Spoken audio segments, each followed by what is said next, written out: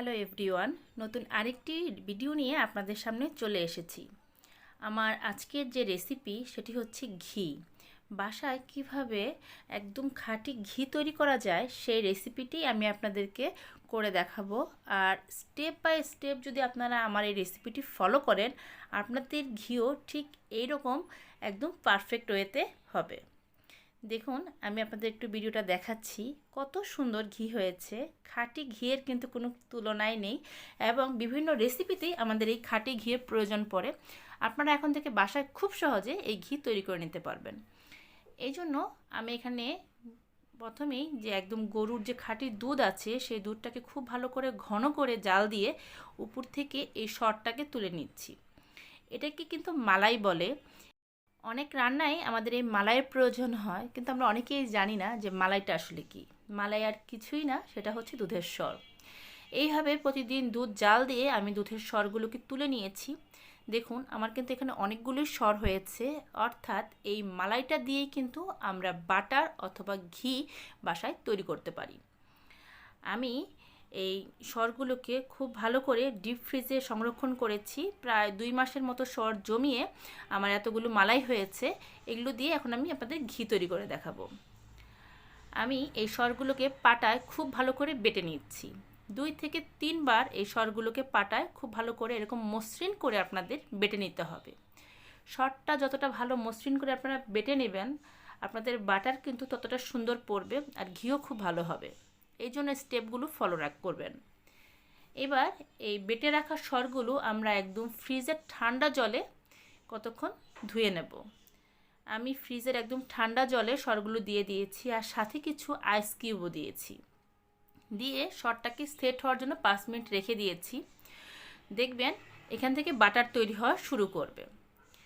এবার একটা মিক্সিং বলে আমি নিয়ে নিয়েছি একটা চালনি। এই চালনিতে আমি বেটে রাখা যে মালাইগুলো আছে সেগুলো আমি সুন্দর করে ঢেলে দেব। দেখুন, জলটা কিন্তু অনেকটাই ঘোলা, অর্থাৎ একদম দুধের যে জলটা সেটা বের হয়েছে। আপনারা ততক্ষণ এই মালাইগুলোকে ঠান্ডা জলে ধুবেন যতক্ষণ না পরিষ্কার জল বের হবে। এটাকে 5 থেকে 7 বার এরকম ফ্রিজের ঠান্ডা জল দিয়ে মালাইটাকে আমরা ধুবো আর এভাবে চেলে নেব। তাতে করে আমাদের বাটারটা খুব সুন্দরভাবে পড়বে। আপনারা অবশ্যই এই কাজটা একটু ধৈর্য সহকারে করবেন আর ঠান্ডা জল দিয়ে ধোয়ার চেষ্টা করবেন। কোনোভাবে নর্মাল জল দিয়ে এই মালাইগুলোকে ধুবেন না, তাতে করে কিন্তু মালাইটা খুব বেশি পড়বে না। আমি একদম ঠান্ডা জল দিয়ে এই মালাইগুলোকে ধুয়ে নিয়েছি। আর 7-8 বার ধোয়ার পর দেখবেন এরকম মালাই তৈরি হয়ে গেছে। দেখুন, আমি কিন্তু একবারে এই দুধের সরগুলো সবগুলো ধুইনি, আমি 2 বারে এগুলো করেছি। আমার অনেকটাই মালাই হয়েছে। আর যতবার আমি ধুয়েছি ততবারে আমি ঠান্ডা জল ব্যবহার করেছি। এটাই কিন্তু হচ্ছে বাটার। আমরা বাজার থেকে এই বাটার অনেক দাম দিয়ে কিনে নেই।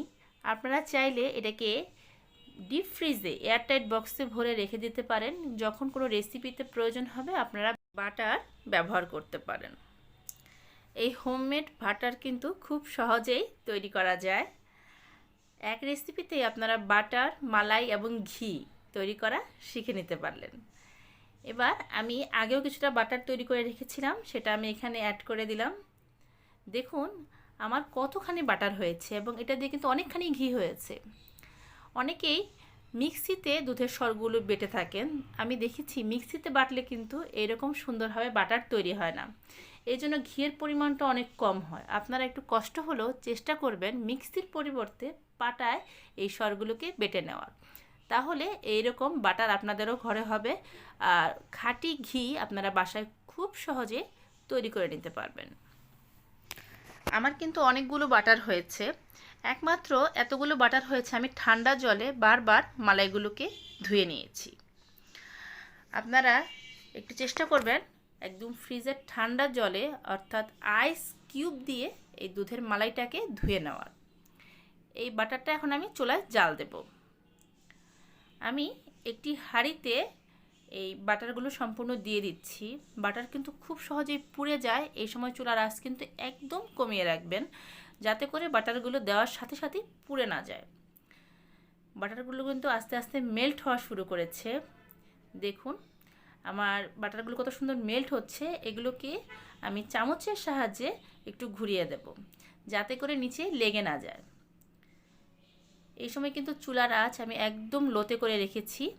এবার বাটারটাকে আমি একটু উল্টে দিচ্ছি, যাতে ওই পাশটা কোনোভাবে লেগে না যায়। আপনারা চুলার সামনে দাঁড়িয়ে থেকেই এই ঘিটাকে জাল দেবেন। দেখবেন ঘিয়ের সুন্দর স্মেল আপনাদের নাকে অলরেডি চলে আসবে। দেখুন আমি এভাবে যেভাবে করছি, আপনারা ঠিক স্টেপ বাই স্টেপ এই রেসিপিটি ফলো করবেন, তাহলে আপনারা বাসায় খুব সহজেই ঘি তৈরি করে নিতে পারবেন। আমার এই রেসিপিগুলো যদি আপনাদের ভালো লেগে থাকে, তাহলে আমার চ্যানেলটিকে সাবস্ক্রাইব করে দেবেন। শুধু সাবস্ক্রাইব করে দিলেই কিন্তু হবে না, পাশে থাকা বেল আইকনটি ক্লিক করে দেবেন। তাতে করে আমি যখনই নতুন কোনো রেসিপি আপলোড করব, আপনারা সাথে সাথেই নোটিফিকেশন পেয়ে যাবেন। আমার বাটারটা সম্পূর্ণ মেল্ট হওয়া শুরু করেছে এবং দেখুন এখানে কিন্তু বাটারটা পুরোটাই মেল্ট হয়ে গেছে আর কালারটা কতটা সুন্দর হয়েছে। এই সময় চুলার আঁচটাকে আমি একটু বাড়িয়ে দেব। বাড়িয়ে দিয়ে এটাকে কন্টিনিউ নেড়ে আমি ঘি তৈরি করে নেব। দেখুন প্রচুর কিন্তু ফেনা উঠবে এরকম, আর আপনারা যখন ঘি হবে তখন আপনারা বুঝতেই পারবেন উপরে যে ঘিয়ের যে তেলটা সেটা ভেসে উঠবে।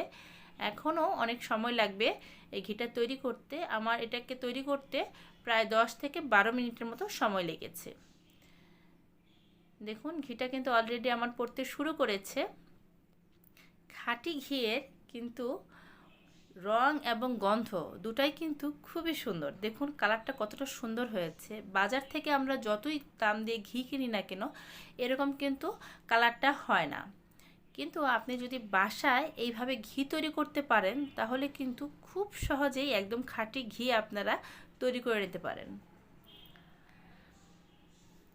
আমি আপনাদের একটা জিনিস দেখাই, আপনারা একটু লক্ষ্য করলে দেখবেন যে চামচ দিয়ে যখন আমি ঘিগুলোকে তুলছি, তখন কিন্তু সাদা সাদা একটা ছাঁকনির মতো দেখা যাচ্ছে। এই ছাঁচগুলো যখন একদম কালো হয়ে যাবে, দেখুন আমার ছাঁচগুলো কিন্তু একদম কালো হয়ে গেছে আর উপরে কিন্তু ঘিটা একদম ভেসে উঠেছে, তখন বুঝবেন ঘিটা পারফেক্ট ওয়েতে আপনাদের হয়ে গেছে।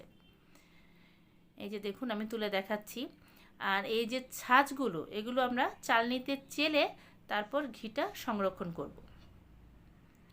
এই ছাঁচগুলো কিন্তু ফেলে দেবেন না, এগুলো কিন্তু খাওয়া যায়। আপনারা গরম ভাতের সাথে যখন আমরা বিভিন্ন শাক দিয়ে আইটেম খাই, তখন এই ছাঁচগুলো দিয়ে খেয়ে দেখবেন, খেতে খুবই ভালো লাগে। হয়ে গেল আমার বাসায় তৈরি খাঁটি ঘি। আশা করছি বরাবরের মতো এই রেসিপিটিও আপনাদের ভালো লেগেছে। যদি ভালো লেগে থাকে অবশ্যই আমার পাশে থাকবেন। সবাই ভালো থাকবেন, সুস্থ থাকবেন। আরেকটি ভিডিও নিয়ে ফিরবো। সেই পর্যন্ত ধন্যবাদ।